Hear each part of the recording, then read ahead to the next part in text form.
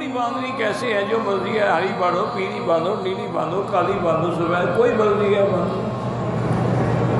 جھگڑا دو باتوں میں ہے۔ ایک تو یہ ہے کہ ہری پگڑی باندھنے کو سرکار دو عالم کی سنت نہ بناؤ۔ حضور پاک نے ہمیشہ سفید امامہ استعمال فرمایا، اور سنت وہ ہوتی ہے جس پہ ہمیشہ عمل ہو۔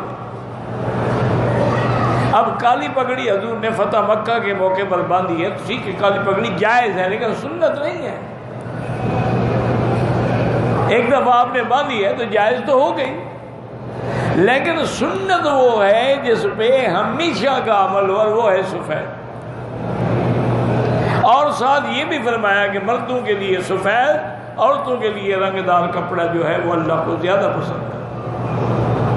ایک تو مہربانی یہ کریں کہ سبز پگڑی کو حضور کی سنت نہ بنائیں، یہ سنت نہیں ہے۔ اور دوسری بات یہ ہے کہ ہر مسلمان اپنی اپنی پارٹی کو رنگ دینے کے لیے الگ رنگ کی پگڑیاں استعمال کرتا ہے، یہ بھی ناجائز ہے۔ مسلمانوں میں تفرقہ ڈال رہے ہو کہ یہ ہری پگڑی والا ہے اور یہ پیلی پگڑی والا ہے، یہ واسکٹ والا ہے، یہ کرتے والا ہے، یہ کیا ہے؟ کوئی چیز تاکہ مسلمانوں میں ایک فرقہ نمایاں نظر آئے، یہ کرنا بھی شریعت میں ناجائز ہے۔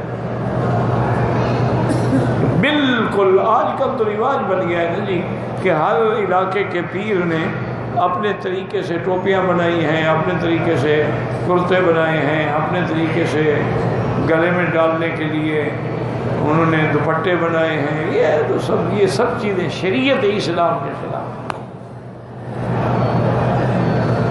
بالکل جو کپڑا ملے الحمدللہ، نہ ملے الحمدللہ، بس اللہ کی رضا پہ راضی رہیں۔